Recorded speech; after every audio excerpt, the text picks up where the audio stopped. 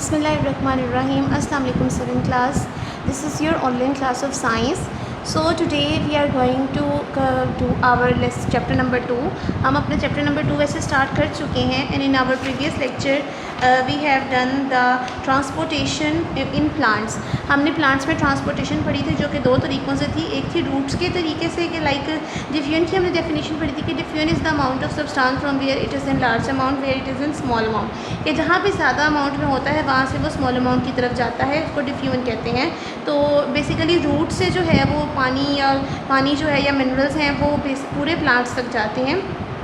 Roots में ज़्यादा होता है तो प्लांट्स को पहुंचाने के लिए लार्ज अमाउंट से स्मॉल अमाउंट की तरफ जाते हैं.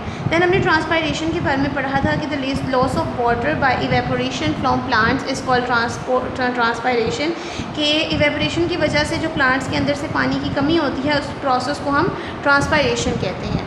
ठीक है जी. ये जो दो डेफिनेशन जो थी वो प्रीवियस लेक्चर में हमने बहुत ही इंपॉर्टेंट पढ़ी थी. One is diffusion and second is transpiration. So आज जो हमने पढ़ना है दैट इज़ ट्रांसलोकेशन. ट्रांसलोकेशन क्या होती है? काफ़ी इंटरेस्टिंग टॉपिक है, पढ़ने में भी आपको मज़ा आएगा. 7th क्लास थोड़ा पढ़ लेते हैं. Plants prepare food in their leaves. ये तो हमें बात को पता है कि जो लीव्स हैं वो प्लांट फूड फैक्ट्री होते हैं कि प्लांट्स जो हैं वो अपना जो खाना है वो लीव्स के अंदर बनाते हैं. They prepared food is carried by phloem to all parts of the plants. Plant के बाकी हिस्सों तक जो खाना है वो फ्लोएम के थ्रू जाता है. फ्लोएम जैसे जाइलम होती है जो कि वाटर के लिए यूज़ होती है, उसी तरह फ्लोएम फूड के लिए यूज़ होती है जो कि लीव से पूरे प्लांट तक खाना लेकर जाती है. जैसे कि आप लोग ये देख रहे हैं उन्होंने दो पाइप्स बनाए हुए हैं. एक के ऊपर लिखा हुआ है वाटर एंड दूसरे के ऊपर लिखा हुआ है फूड.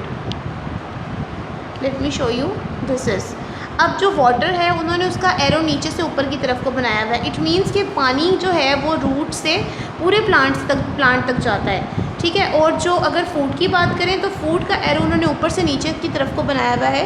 लाइक जो फूड है वो पूरे प्लांट से ऊपर से नीचे की तरफ को आता है, लीव्स से नीचे आता है. The movement of prepared food from leaves to those parts of the plant body where it is needed is called translocation. कि फूड की जो मूवमेंट है, जो खाना तैयार है उसकी जो मूवमेंट है, उसका जो हिलना चुलना है, उसकी जो हरकत है वो लीव से उस हिस्से तक जाना जहाँ पर उसकी ज़रूरत है, इसको ट्रांसलोकेशन कहते हैं. ट्रांसलोकेशन का बेसिक मतलब ट्रांस का मतलब ट्रांसपोर्ट मतलब भेजना, लोकेशन मतलब उस जगह पर भेजना जहाँ पर उसकी खाने की ज़रूरत है. How is solid food transported from one part of the plant to the other. कैसे सॉलिड फूड जो है वो प्लांट्स के एक हिस्से से दूसरे हिस्से तक जाता है, कैसे जाता है बताएं. लाइक अगर कहीं पर एक फ्रूट बन रहा है तो वहाँ पर वो फ्रूट जो है वो बेसिकली वो एक सॉलिड फूड है. वहीं पर जहाँ पर वो खाना पहुँचेगा वहाँ पर वो फ्रूट बन जाएगा. इसी तरह वो फ्रूट अपनी जगह से दोबारा आगे और फ्रूट फ्राम मतलब फूड जो प्रिपेयर करके भेजता चला जाएगा.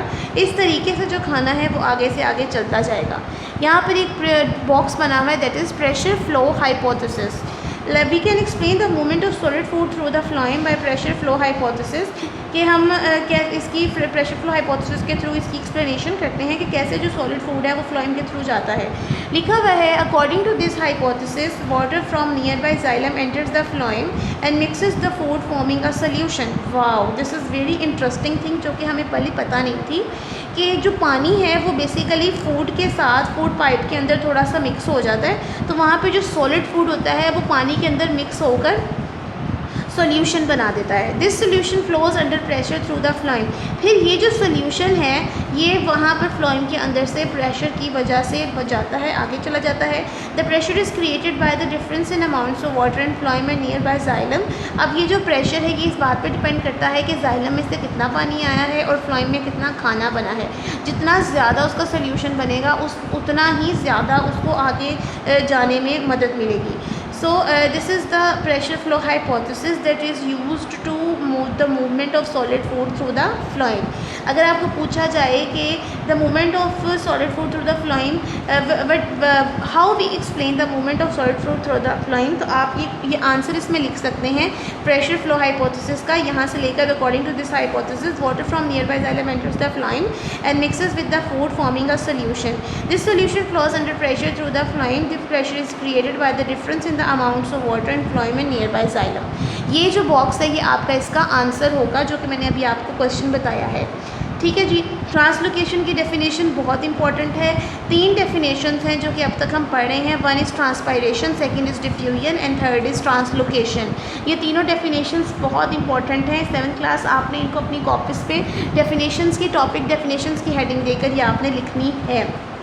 It is very important. ठीक है जी। नेक्स्ट लेक्चर पे आ जाए। नेक्स्ट है हमारा structure of plant parts and transportation, कि प्लांट पार्ट्स के स्ट्रक्चर कैसा होता है, वहाँ पे किस तरीके से ट्रांसपोर्टेशन होती है। Nature has made the plant parts in such a way that their structures permits the movement of material, कि कुदरत ने ऐसे ही तरीक़ेकार बनाया है, इस अंदाज से प्लांट्स को बनाया है कि उनका जो स्ट्रक्चर है वो ऐसा बनाया है कि वहाँ पर मटीरियल्स की आराम से मूवमेंट हो सकती है।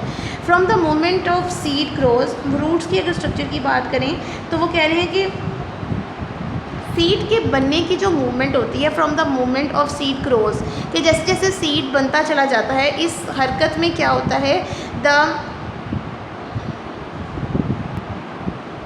The root starts to search water and minerals in the soil. अब जड़ें क्या करती हैं, वो सबसे पहले पानी को और मिनरल्स को ढूंढना शुरू कर देती हैं मिट्टी में कि वो कहाँ पर हैं।